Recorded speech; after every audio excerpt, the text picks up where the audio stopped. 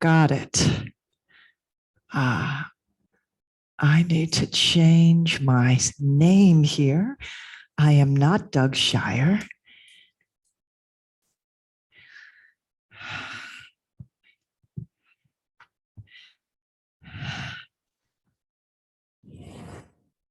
Good morning. Good morning. Welcome, welcome. Thank you. All right. So far, we have 2 people on. We still have a few minutes. So give ourselves a chance to work out the kinks. I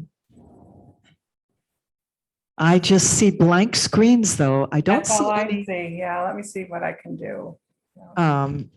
You want to check that little thing that shows the video, or you can start Yeah. the video. Original sound on. Recording. I want to actually do a little sound check. So to make sure that the guitar isn't too loud, because I think in the video that I had before it was too loud. It was a little. Oh, I see you, Dory. There Okay. I am. Yeah, excellent. Wonderful. Hi. And Hi. let's see, who else is here? Hi. Who is that where it says Luke Bowens?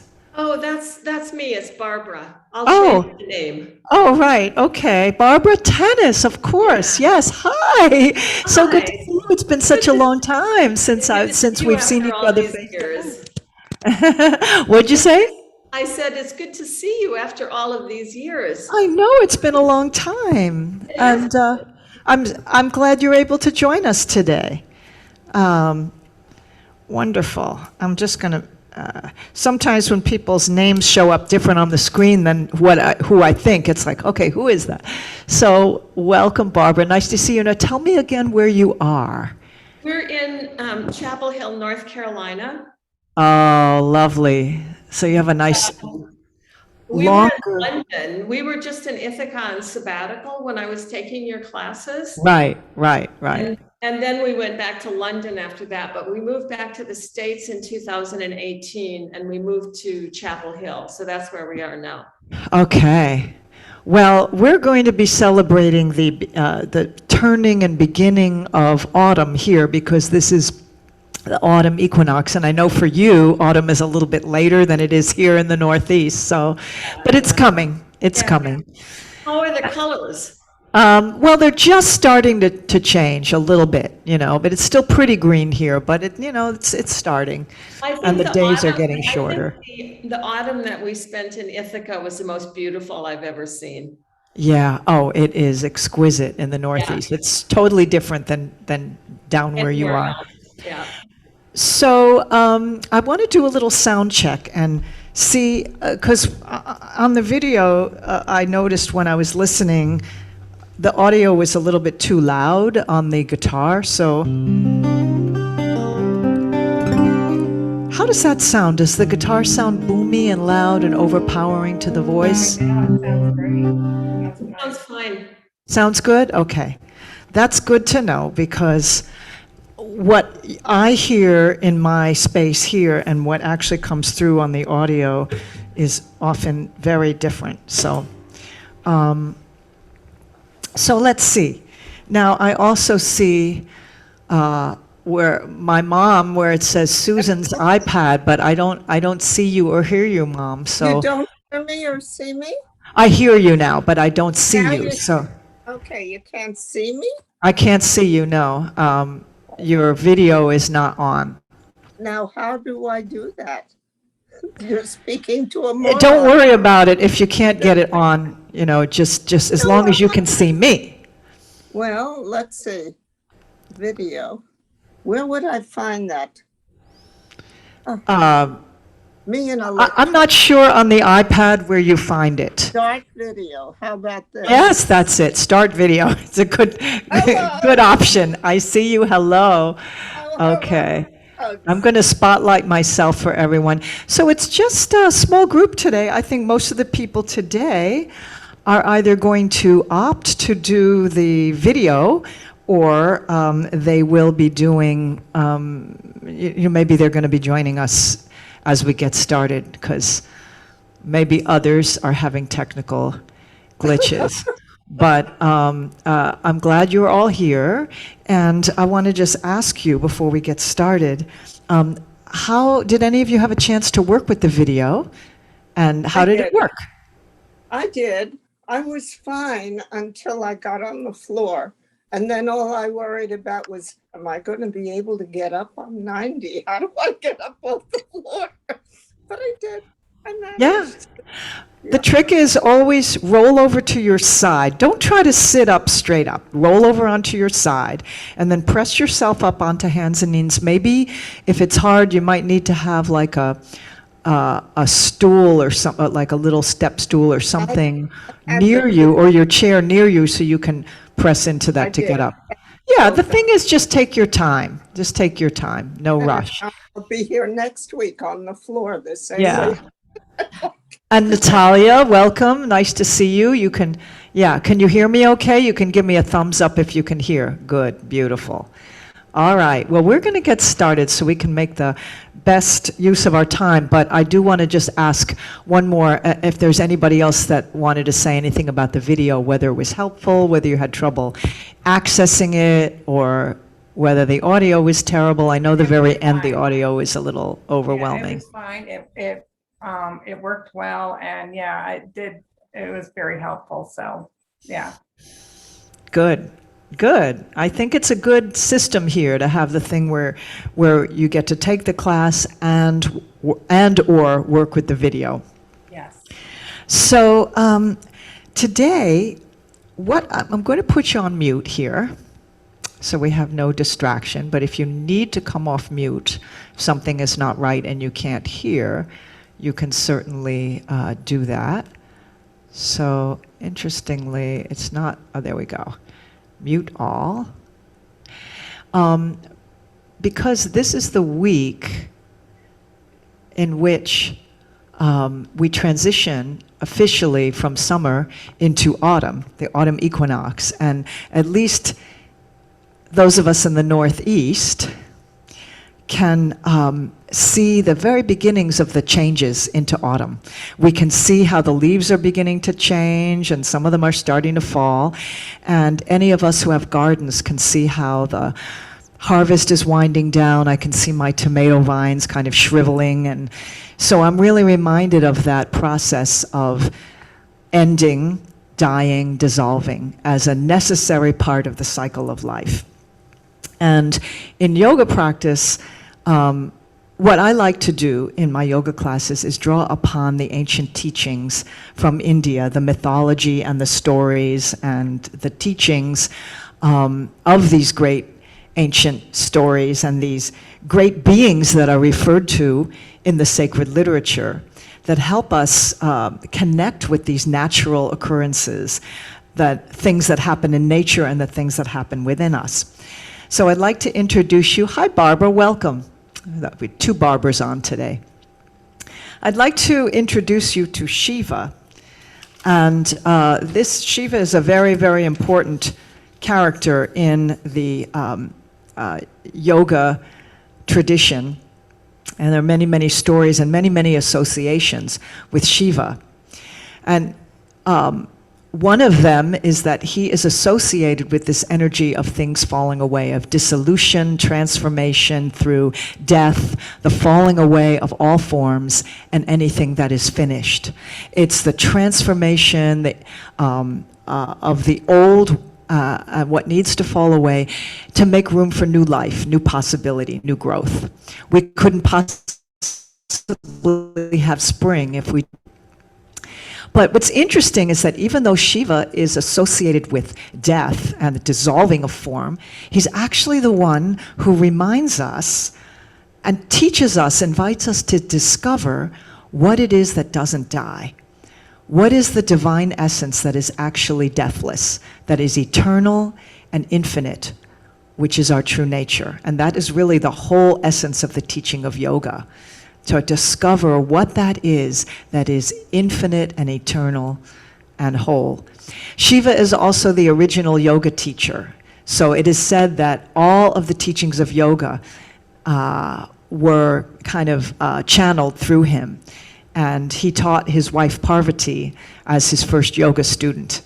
Originally 84 postures of yoga. Some people say 84,000, but you know, these stories end up morphing and changing. So I want you to notice as you see Shiva sitting there in his yogic meditation seat, he's got a nice long spine, and he's sitting powerfully with strength and focus and attention. And you can see his third eye right there is the eye of wisdom.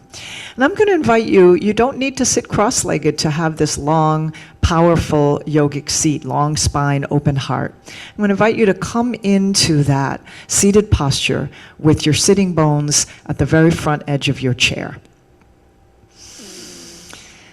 Open your heart, drop your shoulders away from your ears. And you'll notice that Shiva has his hands in two very specific positions. These are called mudras. They work with the subtle energies of yoga. And it may be backwards the way you're looking at it on the screen, but his right hand, and I'm not going to mirror you here, I'll show you. His right hand is palm facing away, fingers together, and the left hand, palm is up, and the thumb and first finger is joined. Those two fingers are joined. And the other finger's just gently extended. And you can rest your palm just gently, the back of your hand, of your left hand, just gently on your lap, and hold your right hand in this, like you're saying stop. And what these two mudras mean is very significant here.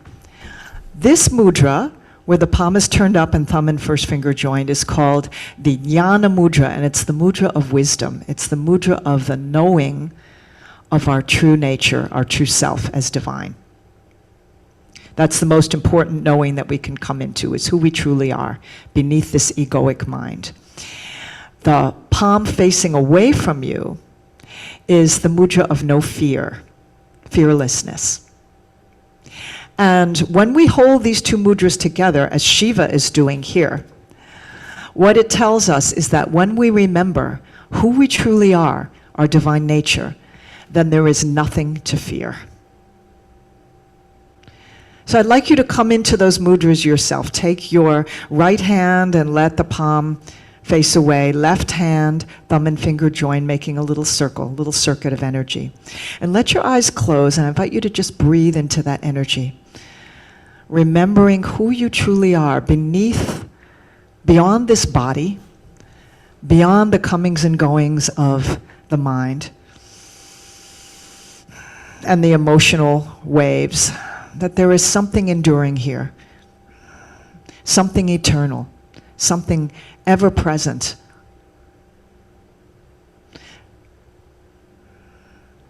Something that doesn't come and go with the seasons or with the waves of thought in the mind. Something still, something peaceful. And when we touch into that, we have no fear. Taking a deep breath in, filling all the way up into the chest. Pause at the top of your breath. Keep the spine long, back of the neck long, chin level. Reach up through the crown of the head, down through the tailbone. Exhale, release. You can keep your hands in these mudras. Full, long, slow yogic breath to empty. Another deep breath in, filling all the way up into the chest. Coming into that remembrance with your breath. Exhale, release. And once again, lifting the breath up into the chest. Pause for a moment. Exhale, release. Long and slow and deep through the nose. And then bringing the hands together, palms joined at the heart, bringing those polarities together right at the heart center. Let's take another deep breath in, and those who wish to can join me in the sound of Om. Om.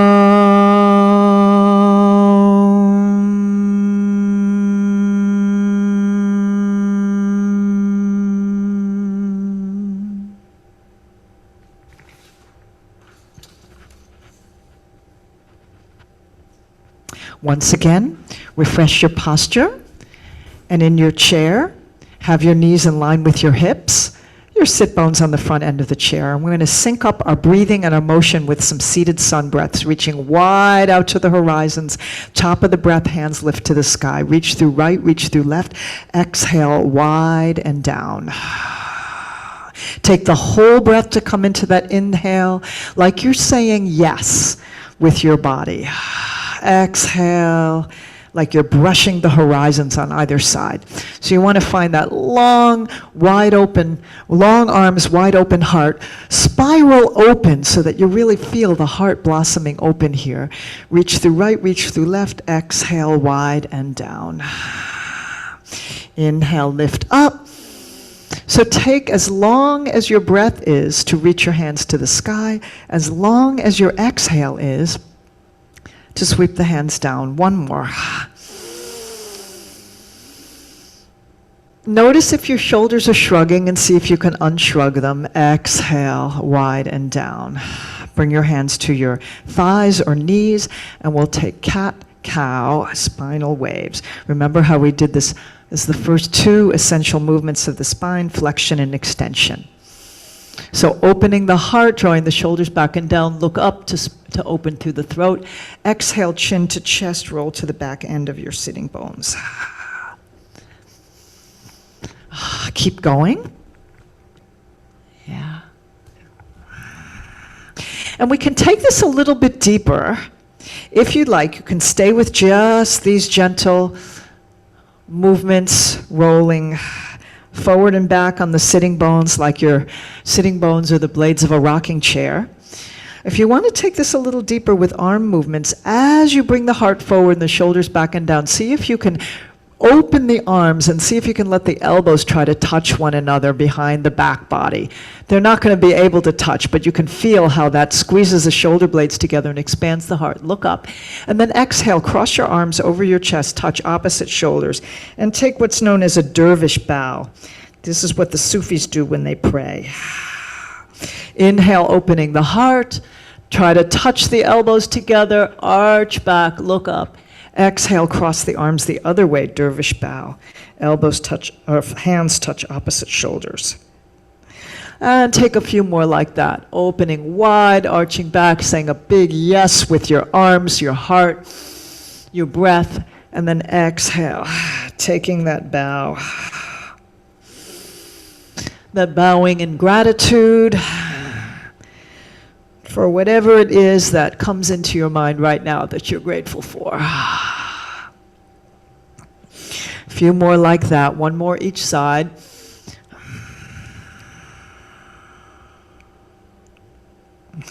And then coming back to your yogic seat, long spine, softening the shoulders away from the ears.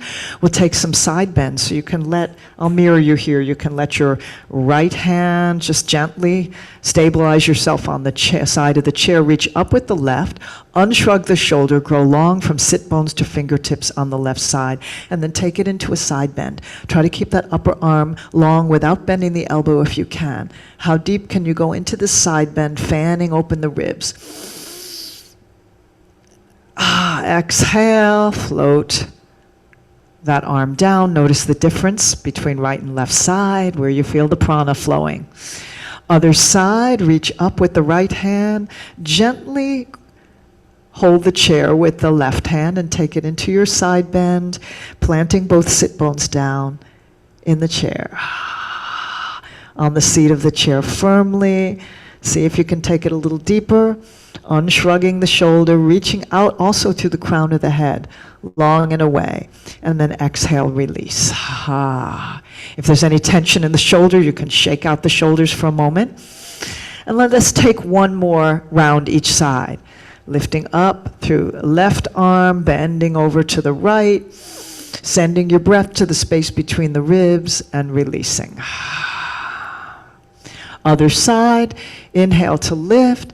Exhale into the side bend. Inhale to lift up and lengthen. Exhale to float that arm down. And rolling the shoulders one way. Whatever burden it is you need to let roll off of your shoulders today, let it go. Circle the shoulders the other way.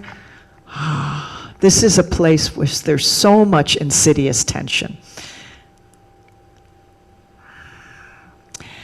Once again, refreshing your posture, long spine. We'll take some side bends. Inhale, reach up.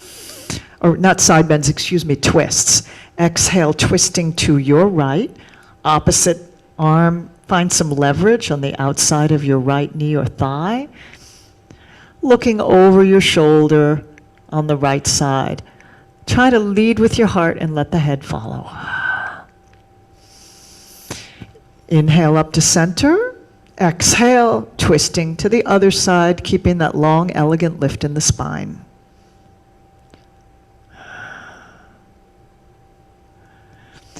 Inhale up to center, and I'm going to invite you to flow side to side, syncing it up with your breath. So you take the whole exhale to come into the twist. When you feel complete in the exhale, you release the twist into a nice slow inhale, reaching up. Exhale into the twist to the other side. Inhale up to center, one more round each side at your own pace, letting your pace of breath be the timekeeper. Syncing up movement, breath, and awareness. So that's part of what we want to do with the movement. Bring our breathing, our movement, and our attention into one flow. So it becomes a moving meditation. Palms come together, hands return to the heart.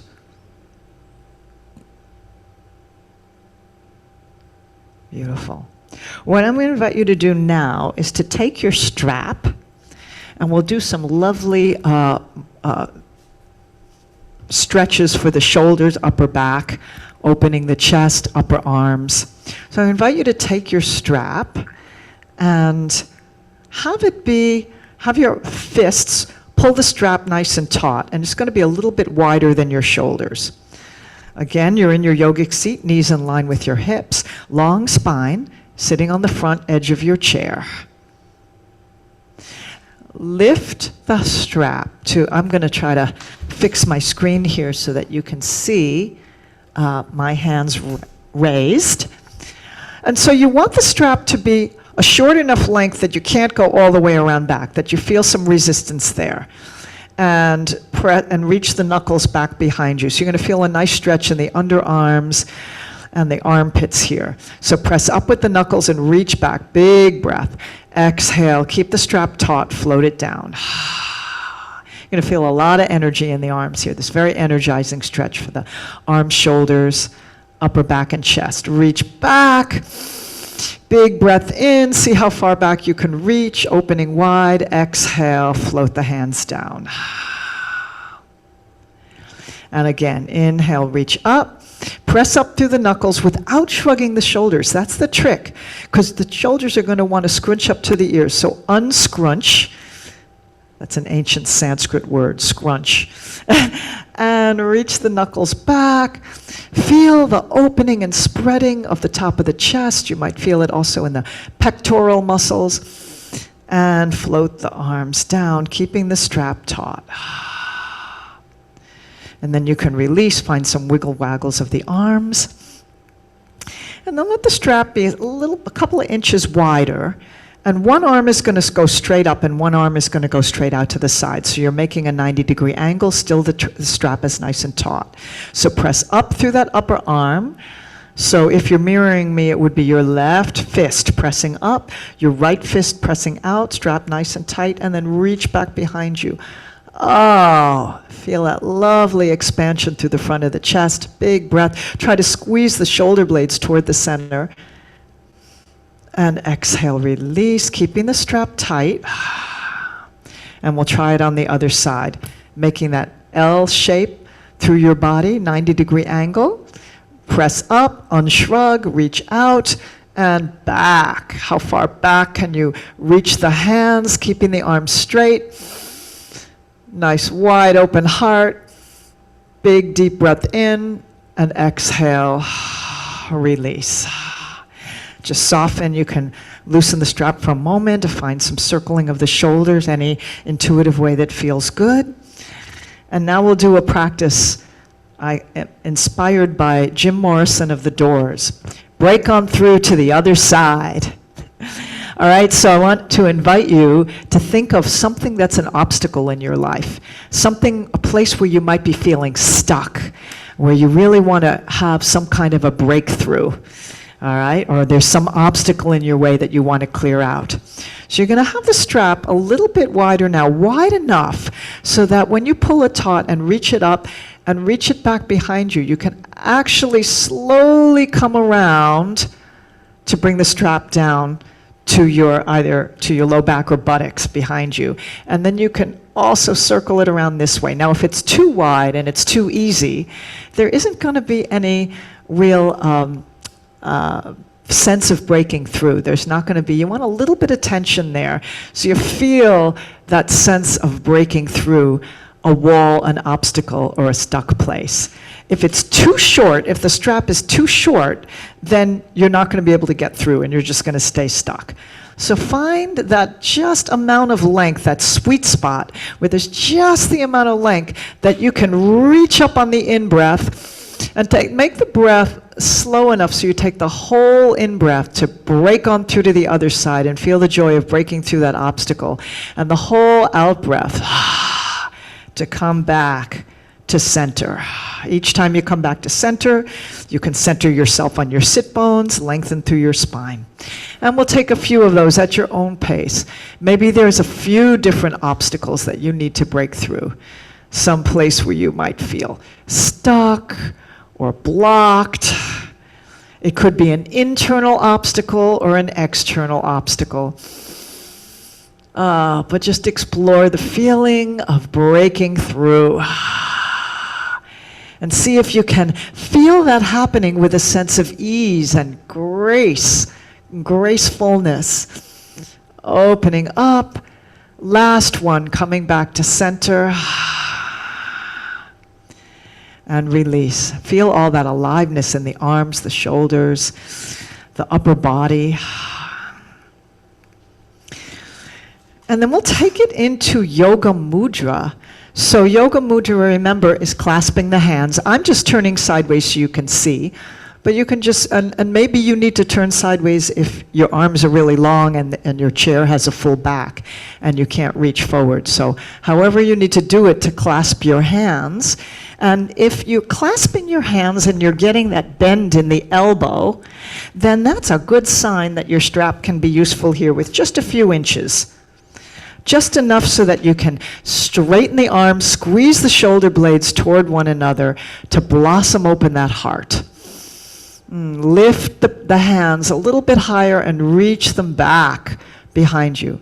And then if it feels good, you can come into a bowing forward over your legs, letting the head hang down, letting the hands reach up to the sky. As if you're reaching them up and overhead. And then unclasping the hands and letting the arms just dangle down, letting the head dangle down. If folding this far forward doesn't feel available to you, you can place a little bolster or blanket on top of your lap. And that gives you a little bit of, or a pillow, gives you a little bit of cushioning there for that forward fold. May help relieve strain in the low back. So and if forward bend doesn't feel right for you at all, you can just let the head hang down, chin to chest, to stretch through the back of the neck. Just take a couple more breaths here in whatever your version of forward fold is. Letting the exhale be a letting go breath, maybe making a little noise, making some kind of letting go sound.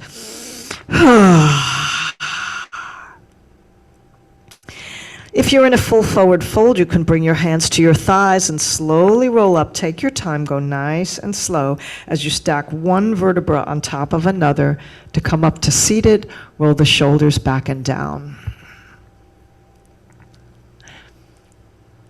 Just notice what's alive in you. It's good to take a pause after each sequence or after each pose so that you can actually feel the reverberation of it, feel the echo of it, feel how it has an effect on you physically, energetically, mentally, emotionally, because these poses work on all those levels.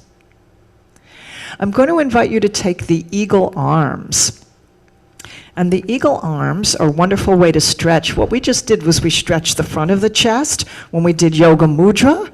We really expanded open through the heart. Now we're going to stretch between the shoulder blades and expand behind that upper back area, behind the heart. So the arms are going to reach and rise. And I'll mirror you here. You're going to bring the arms to cross with your right arm tucked underneath your left and turn the palms up so the inner elbows are up. And you're going to slide your left arm a little bit further past the lower elbow and then bend the elbows. And two ways to do this. You can either bring the backs of the hands together. You want your thumbs pointing toward you. So your left elbow is nestled inside the right and a little bit forward. And your backs of your hands are together, your thumbs point toward you, your fingers point toward the sky. That's the gentlest version of this pose. Actually, the gentlest is you can just try to give yourself a hug and walk your fingers toward one another, and that spreads behind the shoulder blades. So that's the gentlest. And so this is the beginning of eagle arms.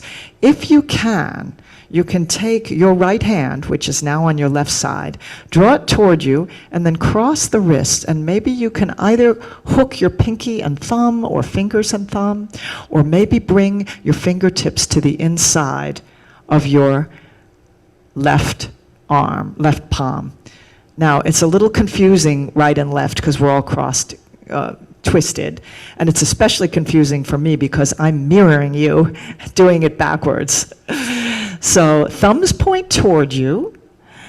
If you can wrap the wrist and have fingers to palm, fine. Otherwise, just backs of the hands or your hug. And reach up, going to lift those elbows as close to shoulder height as you can. So that's what's going to give the juice into this stretch. And maybe you're going to take some circles of the arms so that you can explore the territory here. Where do you feel sensation? Where do you feel tightness? Where do you feel freedom? Breathe into it as you lift and lower, or find some circles, maybe circling the other way. And feel the stretch in the arms and the upper back. Fingers reach to the sky one more time. Big breath in and exhale, unwind. You're going to feel a lot of energy in the arms there. So maybe just roll it out, shake it out. We'll try it on the other side now. Arms rise. This time you're going to tuck your left arm underneath and start with the palms up. And the top elbow, which is your right now, is going to go a little bit past reaching your hand in the direction toward the left at a diagonal. Then bend the elbows, either backs of the hands to one another, thumbs point toward you, or wrap the wrists, or just hook pinky and thumb, if that's what's available. A lot of people tend to want to crook their fingers in this. Just keep the fingers straight so you have a line of energy moving through the arms. Reach up, elbows come to as close to shoulder height as you can, and then either lifting and lowering, breathing into places where there's tightness, restriction, or strong sensation, sending your breath there, finding circles. Where we send our breath and our attention is where the life force, the prana, will flow, circling the other way.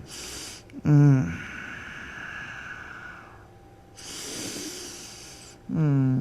then lifting fingers to the sky, one big breath in, exhale, unfurl the arms, circle the shoulders one way and the other, and then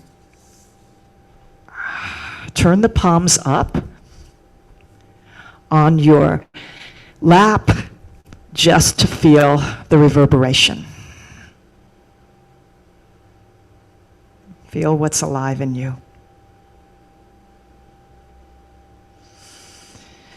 And then you can widen the feet just a little bit, hands on the thighs, and we'll begin to shift the weight side to side as you make some circles. The top of your head is going to start by drawing small circles on the sky, so your circles can start small, and then you can get them bigger and bigger, and see if you can find some movement of the torso as if there's like a a barrel, a keg, around your midsection. And that barrel is lined with velvet on the inside. And you want to feel the velvet against your ribs, the sides of the ribs, the front of the ribs, the back body, your spine. You just feel the velvet. Now try circling the other way. Start big so you can feel how the velvet feels going in the other direction.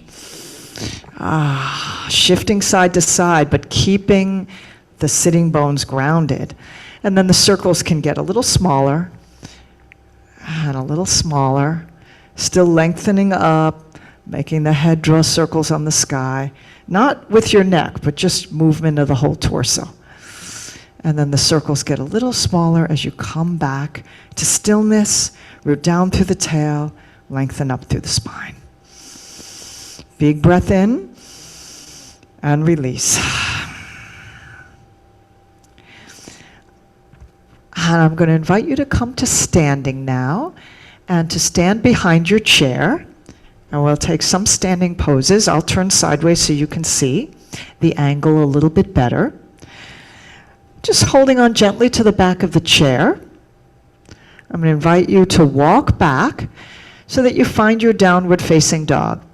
Some of you already do your downward dog with the hands on the flat part of the chair, which is fine. So find what works for you. I'm going to demo with the hands on the back of the chair. You don't need to grip the chair. Just let the palms gently rest there. And you want to reach the tailbone back. Let the spine come to the whole back body from your hips to your hands be a long line. And then let the heart dip down, shoulder blades try to come toward one another. You can let the head hang down if that feels comfortable, or you can keep the ears in line with the upper arms. Downward facing dog. Spread the sit bones apart. Your toes are pointing straight ahead, and your feet are about hip width apart. And you want to draw the navel in and up to support the lengthening of the spine. If you need a little bend in your knees, you can take that. Just slightly, just enough to take the tension out of the hamstrings. If you notice your back is rounding, that might be a sign that you need to take a little more bend in the knees so that you can lengthen without, because the tight hamstrings will cause the low back to round. And slowly pressing into the chair and walk back to standing. Feel what's alive in the whole length of the back body, the backs of the legs as we've stretched the hamstrings, and the whole back of the torso, shoulders, upper arms. Now I'm going to invite you to take it back into the warrior pose. This time, last time what we did was we stepped back. So let's say you keep your right foot forward and just slide the right foot under the chair so the knee is right, almost touching the back of the chair. Last time we did it on the ball of the back foot, so it was a bit of a balance pose. You can do that this time, or you can turn your foot out to the side. You're at a 45-degree angle. Let the foot be flat, outer edge of that foot rooting down into the mat, and then square your hips. You might need to step your foot out a little wider than hip width in order to get your hips squared. Tailbone roots down, so bring the pubic bone forward so that the low back lengthens. Long from the tailbone rooting down to the crown lifting up to the sky.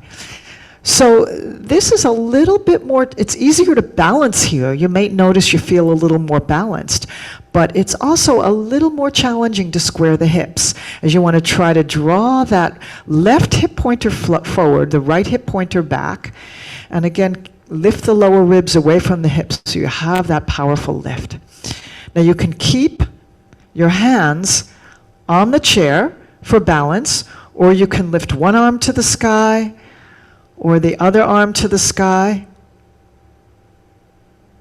You can reach your hands back behind you if you feel that steadiness, because warrior is all about having courage. So this is a courageous pose as we open the heart, clasp the hands. The other thing I want to invite you to do when you release your hands is to take your right hand and bring it into that mudra of no fear. That's part of the practice of courage. And the left hand, if you have your balance and you can release your hands, left hand into that Yan Mudra. Shiva is sometimes depicted as a very powerful warrior. And probably the most common battle that we're all in is the battle of not allowing our egos to run the show. So this is about the wisdom of the true self triumphing over the ego, so we have no fear. When you remember who you are as infinite and eternal, you have no fear. So let that be your warrior stance today. Big breath in, and then exhale, hands come to the chair, and step back one more time into your downward facing dog. Your expression of down dog, stretching the backs of the legs as you let the heart drop down. Hips over ankles, reaching sit bones back. And then slowly rising up and bring the left foot forward. So we're going to come into the warrior pose on this side. And let your stance be long enough so that you can try to bring your front thigh as close to parallel to the floor as possible. Maybe you need to have a shorter stance for your own steadiness. That's fine. But you want to try to slide that right foot now back as far as you can comfortably go and still square the hips. So the back foot now is flat. So I'll come this way so that you can see. It's flat and the toes are turned out at a 45-degree angle. Root down through the outer edge of that right foot and be wide enough in your stance that you can draw that right hip pointer forward, left hip pointer back, so that we come into that warrior stance of facing our obstacles, our challenges, our fears, whatever it is, head on, with courage and strength. You can either have one arm lift up, maybe opposite arm to the front leg, so maybe having your right arm up, or both hands up to come into that powerful warrior, being that bridge between earth and sky. You can have your hands come back behind you and explore the courageous warrior in that yoga mudra, open heart. Big breath in, and then release. And then one hand in the mudra of no fear as you remember who you are.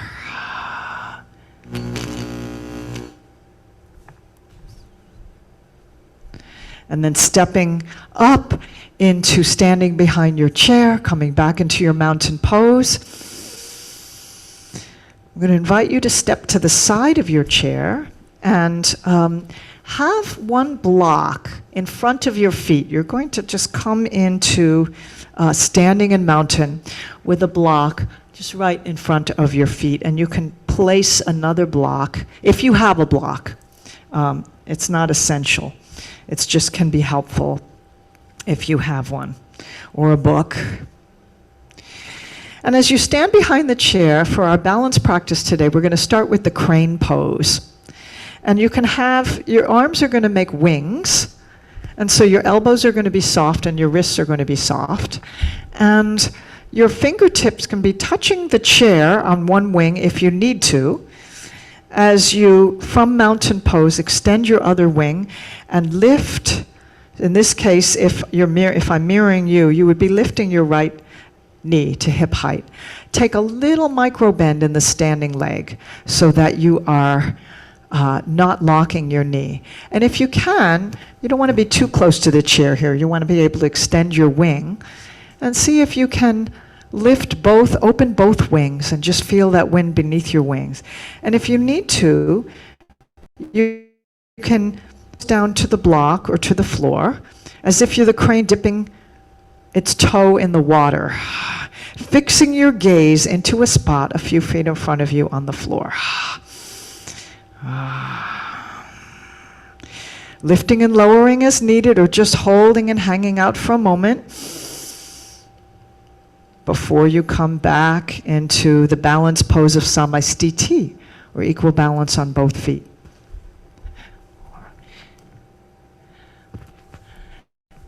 Now, Before we go to the other side, I have another balance play that I'd like to invite you to explore.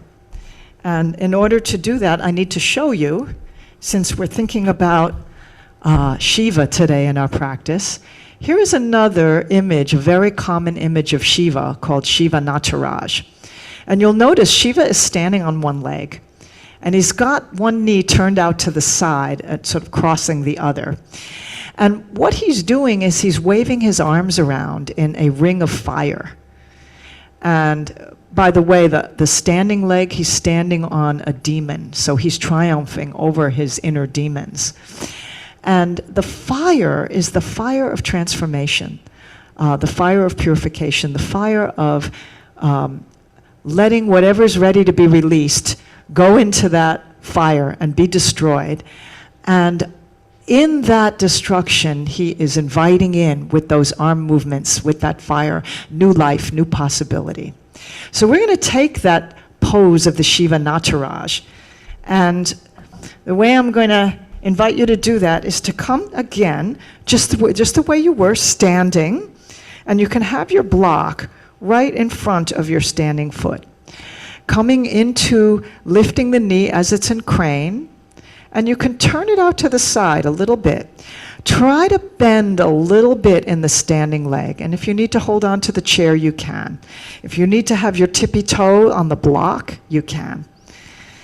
And either using one arm, or if it's available to you and you feel steady, either with the foot on the block or playing with lifting that leg into Shiva's dance, waving the arms in that ring of fire. But I'm going to invite you, and I'll try to mirror you here, I think it'll look opposite, to wave your arms counterclockwise, which is the direction of letting go. And think of something you want to offer into Shiva's fire. Maybe all this stress from the pandemic, maybe some fear, maybe some worry, maybe there's a health issue, whatever it is. We're all on mute, so I'm going to invite you to say out loud what it is you're offering into Shiva's fire, to let it be transformed and purified into something new, into some new possibility. Let it go and release it, and then come back into standing in your mountain. Beautiful. Come to the other side. If you only have one block, you can move the block over so it's in front of you, so you have it. Standing beside your chair with your right hand holding onto the chair, and your left knee lifted, softening, unlocking the standing leg, fixing your gaze into a spot a few feet in front of you on the floor, maybe 6 or 8 feet, spreading your wings. One wing can be down to hold on the chair. You can also do this against a wall if you want to keep the arms at the same height. That's always an option too. And as you focus your gaze, lift the left knee into your crane, maybe dipping your toe in the water to steady yourself if needed.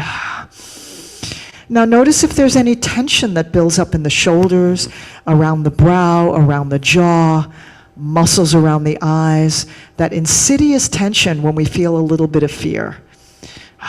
And see if you can use the breath to offer that out and let it go. When you come into full expression of crane pose, your knee is going to be at hip height and the foot is just dangling. So it's a gentle balance practice, but it does involve some flexion of the hip. And releasing when you're ready, coming back to the balance practice of samastiti, or equal balance. Now you can either have your toe on the block, you can cross it, bring it over right a little bit, so you can cross one leg over the other. So we practice crossing the midline a little bit, knee out to the side, or lift it if you can, or lifting and lowering. We're going to take Shiva's dance. You can either hold on to the chair and use one arm, or you can circle both arms, this time in a clockwise fashion. So if I mirror you, I'll go this way. I think it should be backwards. What are you inviting in? Clockwise is all about creation. All right, so what do you want to invite in and call in? What kind of medicine do you need to nourish you at this time, after that letting go, as we step into this new season? What do you want to invite in? Call that, name that, call that out loud. Invite it in.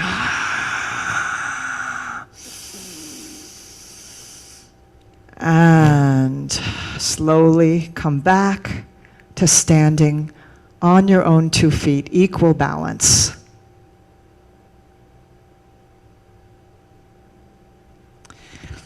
And from here, I'm going to invite you to come into, to transition down onto the mat. So take your time. So we're going to come onto our backs. So on a blanket or mat underneath you. And let the body just release comfortably into the mat. And have your strap nearby, because you might find that useful in this sequence here. So just have your strap within your arm's reach, because we're going to do some things that stretch the legs and open the hips. And if you have anything else you're going to need for Shavasana, like a pillow or bolster or rolled up blanket for underneath your knees, if you need that, you can take that. All right. So lying down on your back, if you need to keep your knees bent to lengthen through the low back to keep pressure and tension out of the low back, you can do that. You can have your feet flat to start. And I'm going to invite you to begin by hugging your thighs into your chest, once again in Apanasana. And when you do this, you can either have your hands on your shins, fingers interlaced, or grab opposite elbows. Really hug those thighs in toward the ribs, press the sacrum down into the mat, and rock side to side.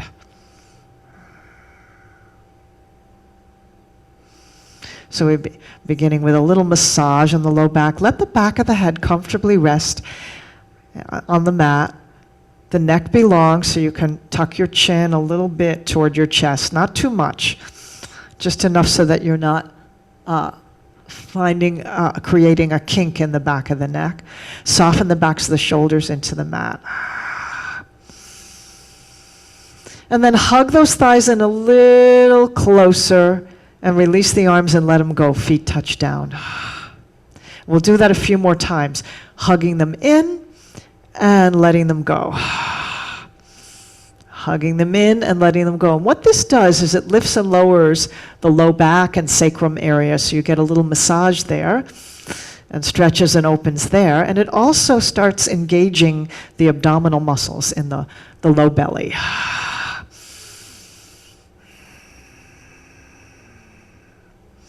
Hugging in and letting go. And then once more, hug in, bring your hands to your knees and begin to circle your hips. So we invite a little more loosening up and lubricating of the hip joint. Big circle. So now remember, your knees are opening wide in opposite directions. Thighs brush the rib cage as they draw in, inner thighs together, then press away. So the circling of the knees is opposite, knees going in opposite directions, opening wide and drawing in. A whole time you're keeping relaxed in the upper back, neck, shoulders. And circle the other way. Notice how you're also beginning to use your core here a little bit, your belly muscles to support you as you get those circles nice and wide. Breathe into any places where there's tightness or restriction.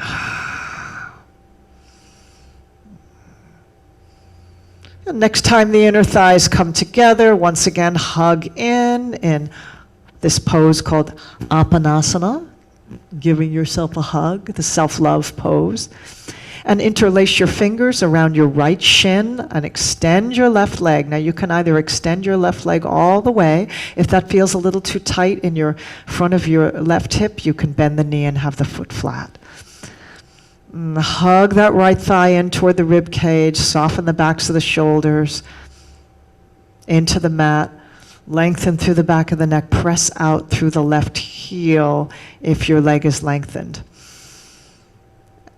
And then you can lift your left leg. So we're going to do a little bit of core strengthening here. Exhale, bring the chin to the chest. So now your left leg is hovering. You can point and flex your foot or make some circles. Chin toward the chest. See if you can lift the upper back off, and if you can, release your hands. This is optional. Turn the palms up in the pose of receiving the grace that's pouring down.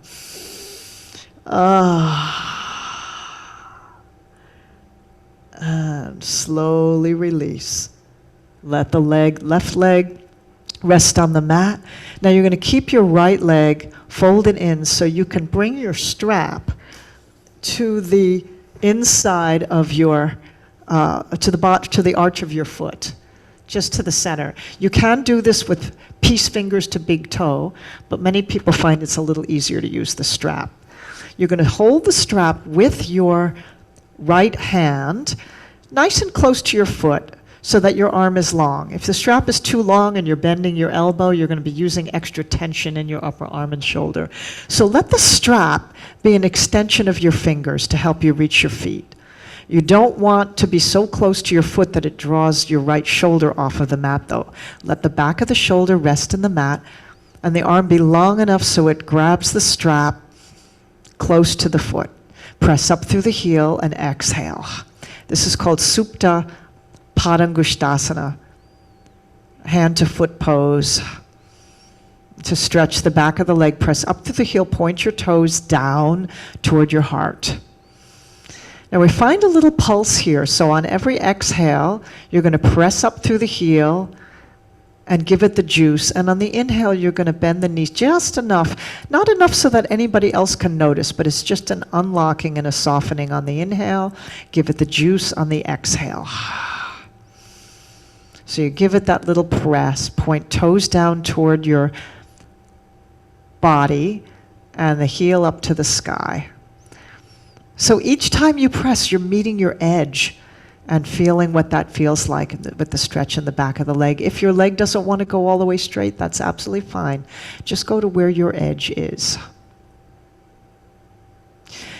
And then bring your left hand just to the hip pointer on your left side. And you want to keep that hip pointer facing straight up, your sacrum flat, both buttocks on the mat, and see if you can open this leg out to the side, the right leg out to the side, straight out to the right, so that the foot stays in line with your hip. That left buttock is going to want to roll up, so you want to keep inviting it to draw down, so you get a nice hip opener and inner thigh stretch.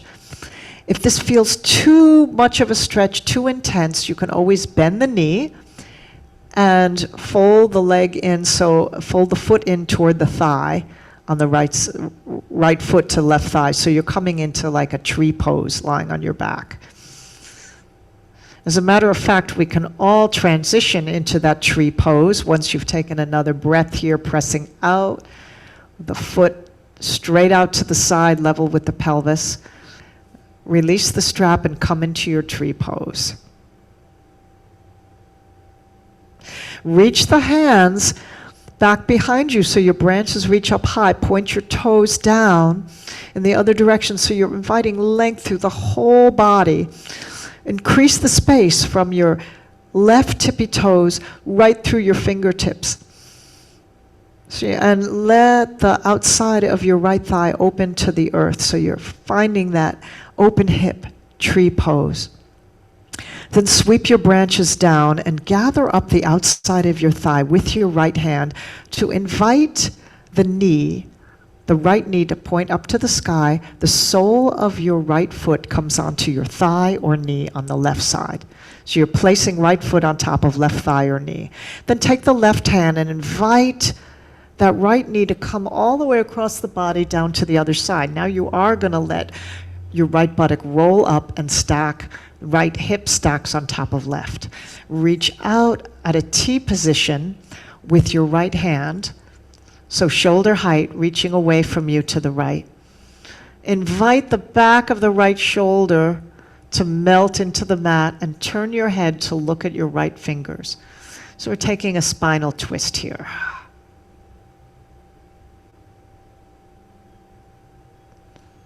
You might even need to walk your shoulders. You can experiment with walking your shoulders like an inch or so over to the left so that your shoulders line up with your pelvis.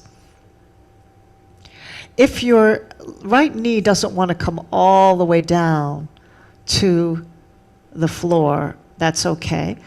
You can always slip a blanket or block underneath your knee.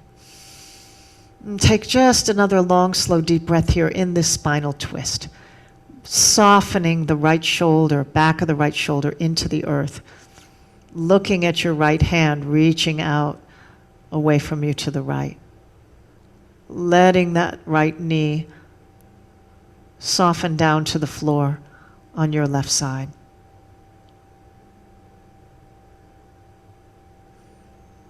And then coming back up to center, roll back onto being even on your low back. Come into Shavasana for a moment just to notice the difference between one side and the other. Corpse pose, lying on your back, palms turned up.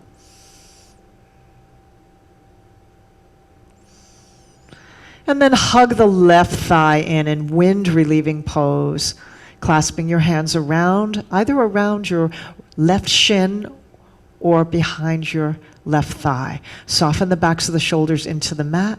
Lengthen through the whole back body. Tuck the chin a little so your back of your neck is long. Press out through your right heel. Hug it in nice and close. And then lift the right leg just to hover about a foot off of the mat. Point and flex your foot. Circle. Just bringing some movement into the ankle, the bottom of the foot, and the calf muscle. Then chin to chest, roll the head and shoulders off. Hold.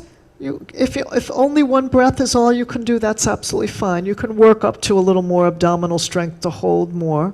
If you've got the abdominal strength to release your hands and turn the palms up, receiving grace. Reaching your fingers to the opposite end of your mat from where your head is, toward your feet. And deep breaths. And then slowly release. Keep the left thigh in toward the ribs, knee bent. And then you can wrap your strap, or just hook your strap around the instep of the foot, around the arch. Press the foot up to the sky. Let the left hand find its place on the strap so your arm is straight, but your shoulder isn't being pulled off of the mat. Press out through the heel and find that pulse with breath. Inhale, just bend the knee slightly to soften. Exhale, give it the juice, pointing the toes down toward the heart. So you give it that press on the exhale, inviting the back of the leg to lengthen. And you give a little pull on the strap so that you're inviting the head of the thigh bone to root down into the hip socket. You want to try to get that leg as close to perpendicular to the body as you can. It might not go there all the way, but just go as close as you can. Couple of more breaths, exhaling into exploring your edge.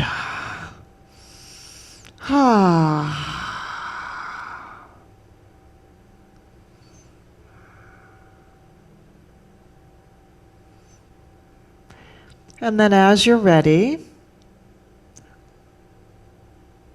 letting that left foot open out. So you want to take the right hand and just place it on your front of your pelvis, on that pointy bone, your as-is bone. Keep the sacrum flat. Keep the right buttock reaching into the mat as you open the hip. It's a nice inner thigh stretch and hip opener on the left side.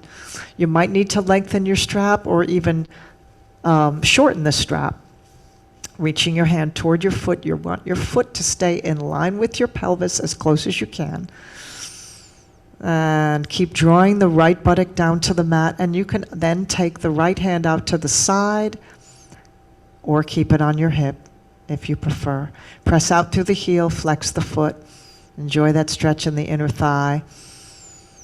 If you're needing to come into tree pose instead of this, that's fine. Reclining tree. And after one more breath, you can release the strap from your foot and bend that knee and fold the left foot in toward the inner thigh on the right leg. So you're in a reclining tree. Reach your hands back behind you. Grow long through the trunk of your tree from roots to branches. Point your toes on the right foot down and away, reaching your branches into the earth. Lift the lower ribs away from the pelvic bowl. Big breath in. And let the hip open so that that bent knee reaches toward the earth. Both buttocks making contact with the earth. And then sweep your branches down. And again, you're going to draw your bent knee on the left side up to the sky. Place your foot on top of the right thigh or knee. And take the right hand and invite the knee to come across the body into a reclining twist. Left arm reaches out to the left. Back of the left shoulder softens into the mat. Turn your gaze, your head, to look at your left fingers. Palms are down, pressing into the mat. You may want to even walk your shoulders an inch or so over to the right so that the spine isn't crooked, but it's shoulders lined up with hip. Just using the leverage with your right hand on the outside of your left knee, invite that knee to come down toward the mat or toward the floor beside you, or place a blanket or block there.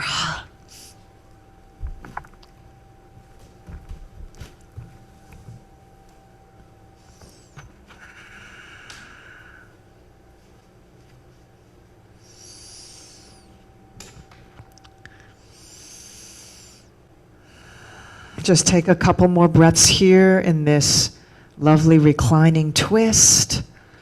Twists are really, really good for, it's thinking of it, one of the images is like wringing out a wet rag, and you're wringing out any kind of tension from the nervous system. It's also giving the internal organs a little bit of a massage, a little squeeze and soak.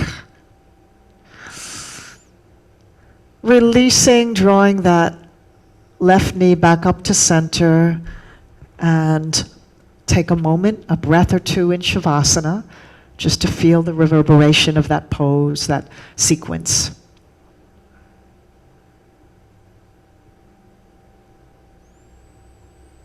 And we'll do one more hip opener and glute stretch coming into your figure four. So bend the left knee and take the right thigh, draw it in, and turn the knee out to the side, cross just above the ankle over the middle of the left thigh. So your foot is going to go past on the left side, your left thigh.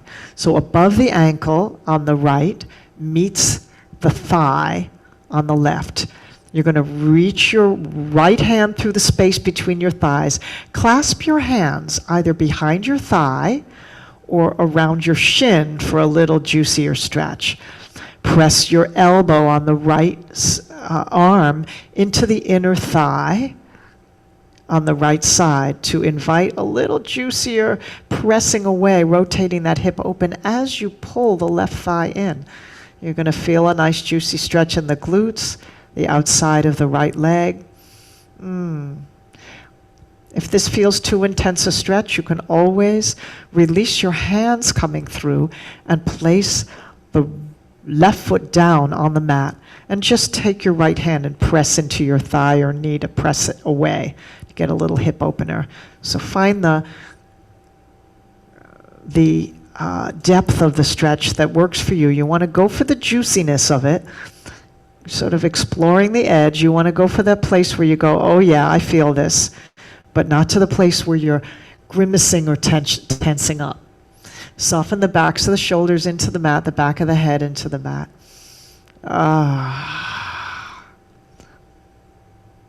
Two more breaths. Not pushing or forcing anything, just exploring the energy of it.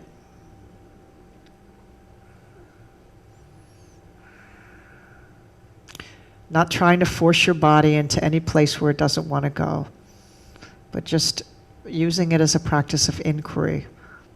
What's alive in me right now?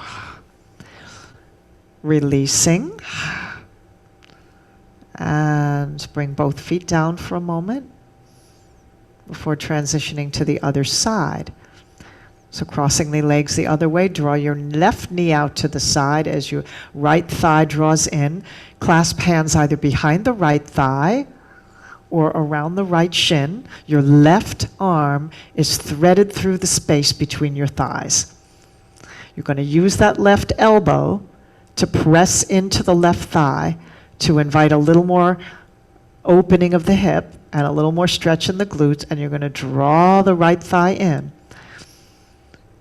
If your foot is not past your leg and you're pressing on your ankle, it's going to be a little harder to make that elbow reach the thigh on the left side. So make sure your foot on your left side is past your right thigh. And draw it in. Find that pulse where you release a little on the inhale and then meet the edge on the exhale, going for the juice. Jane Fonda used to say, go for the burn. I say, go for the juice. The place where sensation is strong enough that you're feeling the aliveness, you're feeling the invitation for that life force to come flowing in, but you're not creating any pain or strain in the process.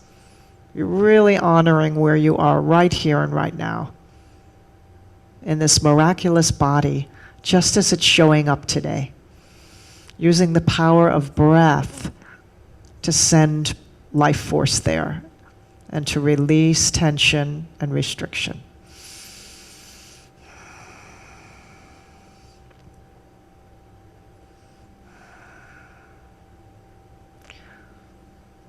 And slowly release when you're ready. And let the soles of the feet come together. We're going to come into a restorative bound angle pose. So the soles of the feet come together and the outside edge of the feet rest on your mat. You're going to let the knees splay out so that the legs open like a diamond. Now, for some people, this can feel very strong and a little bit too intense to just hang out like this. So you may want to take your blocks or a pillow or a rolled up blanket and place it on the outside, the underside of each thigh, so that you're supported. You don't want it too high because you want to allow that inner thigh to stretch and the hip to open. But you want to find a place where there's enough ease that you can relax into it. And I'm going to invite you to bring your hands to rest on your belly once you feel comfortable in this pose. I'm going to revisit the 3-part breaths. And just let the hands rest on the low belly below the navel. And exhale, release. So you want to feel that belly expanding. And on the inhale, and drawing back in on the exhale. You can give that navel a little pull in toward the spine, breathing in and out through the nose. Expanding, diaphragmatic breathing here. As the diaphragm draws down, it pushes all those organs in the lower abdominal cavity forward. So that allows the belly to expand, because your breath isn't actually coming into your belly. It's just the diaphragm drawing down. Breath comes into the lower part of the lungs here. Exhale, belly draws back in. Take another breath like that. Just allowing the passive benefit of this posture to invite an opening in the hips.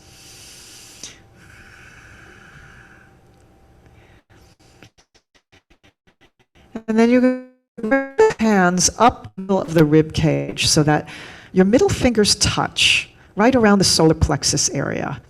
And your hands are kind of wrapping around the front of your ribs. just below the heart, right where the middle fingers touch, right in the solar plexus area. Just the tips of the middle fingers. Now to feel the ribs expanding, let the low belly expand just like you did before, and then invite the breath to come up into the rib cage. And as the ribs widen with that lifting of the breath, the belly may flatten a little, that's normal, but you can feel those middle fingers pulling apart. And then on the exhale, as the rib cage empties, you can feel those middle fingers touching again. And then draw the breath down so the navel draws in at the end of the exhale. So we're taking the breath in two parts here. Belly expands, ribs widen, feel those fingers separate. And exhale, bring them back together. As the ribs, the muscles, the auxiliary muscles in the ribs open and close. The primary muscle of breathing is the diaphragm. But the rib cage is also opening and closing with the breath. One more. Belly expands, ribs widen, feel those fingers separating as you lift the breath just right into that middle of the torso, and then exhale, empty torso, empty ribs, empty belly. Then bring the hands to the chest, middle fingers touch. This time, just at the heart center, the center of the chest. And as you expand the belly, widen the ribs, then draw the breath up into the chest. And maybe it's a little more subtle here, but you might be able to feel the hands rise and a little bit of spreading between the fingers. And then on the exhale, as you empty the chest, the fingers come together, ribs contract together, belly flattens and navel draws in toward the spine. Begin the breath in the belly always. Let it rise up into the chest to surround the heart with breath. Fingers spread as the heart lifts and you sort of surround the heart with that life force. And then exhale, empty chest, empty ribs, empty belly.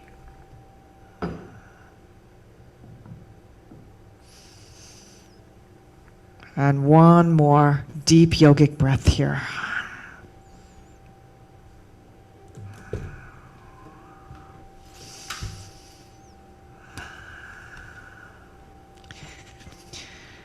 And then I invite you to release the hands from the chest. Bring them down by your side. And actually bring the hands to the outside of the thighs so you can invite your knees to come in to center. Maybe taking a few little circles of the hips to unkink that deep hip opener, that restorative hip opener. And then I invite you to come into Shavasana, which you can do either by just stretching your legs out to the front of your mat, arms down by your sides, 45 degrees from the body, palms turned up. Or you can have a blanket or a bolster underneath your knees to raise the knees a little to lengthen the low back, whatever's comfortable for you here.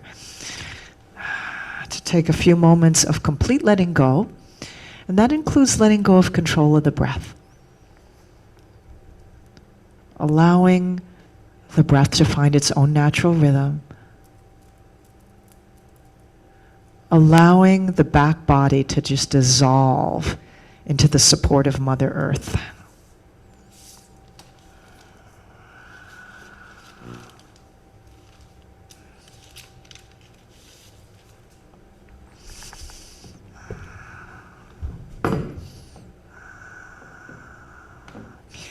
As the palms are turned up, you're in that gesture of receiving the benefits of your practice and allowing the prana to just come flowing in where it's needed.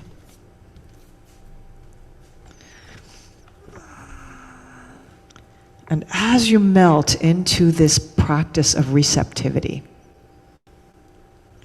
I'm going to offer you a beautiful mantra, beautiful prayer that honors Shiva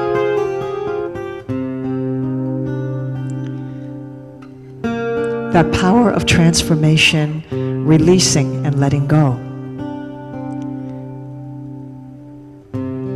It basically says, we honor you, Shiva, three-eyed one, the one with the third eye of wisdom.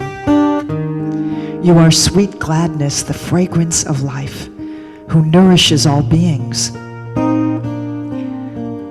As in due time the cucumber ripens and is freed from the vine, may we be freed from attachment and fear of death and realize the nectar of immortality. To remember, what is it that endures, that does not fall away when the body dies? What is eternal and infinite and always present? Trayambakam Yajamahe Sugandhim Pushti Vardhanam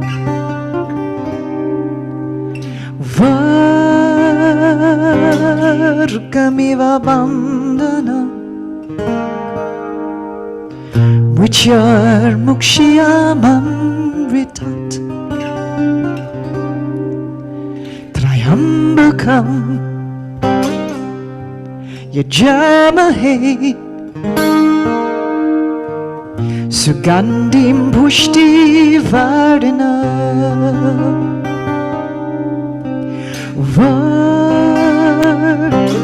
Vargamiva Bandhanam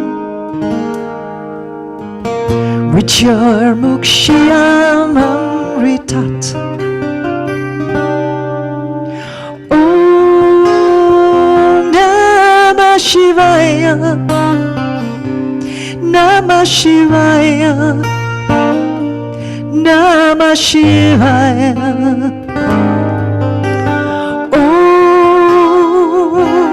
Namah Shivaya Namah Shivaya Namah Shivaya Trayambakam Yajamahe Sugandhim Pushti Vardhanam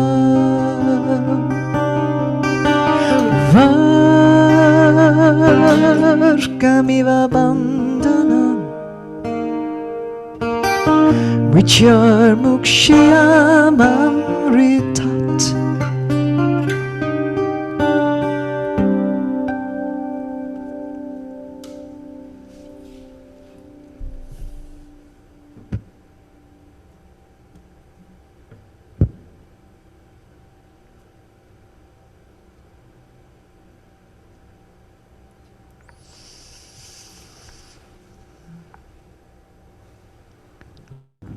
Slowly begin to deepen your breath.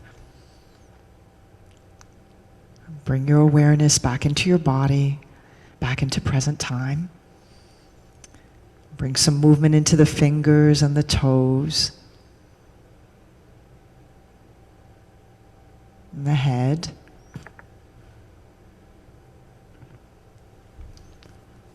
And you can draw your thighs in. If you're still lying on your back, draw your thighs in. Give yourself another embrace in that pose of self-love. And roll over onto one side into your fetal position before coming up to a seated posture. So you can either come back up onto your chair, or if it's available to you, to sit in a comfortable cross-legged position with an easy pose on the floor, maybe sticking a blanket underneath you for a little height in the hips. Chair or floor, whatever's comfortable. Once again, lengthening through your spine, finding this powerful pose of Shiva. And I'm going to invite you to come into those mudras. Once again, bringing your right hand, and I won't mirror you here, your right hand into the mudra of no fear, left hand into the mudra of wisdom, the wisdom of remembering your true divine nature. When we remember who we are, we have nothing to fear.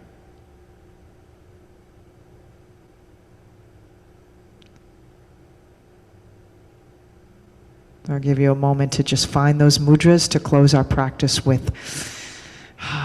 Bringing that physical gesture into your body. Mudras have a way of working on us that create subtle energy shifts. So don't worry about thinking about it too much. Just if you do it, just you're inviting in a very subtle change. Remember who you are, and you will have no fear. And then bring the palms together in front of the heart.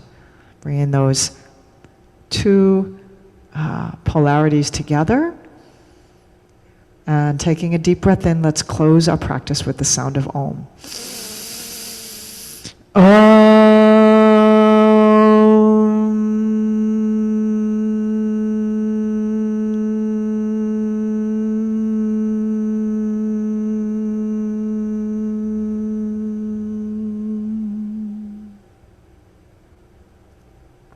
Namaste. And Om Namah Shivaya. Thank you, everyone. If you want to come off mute to share anything, you can do that.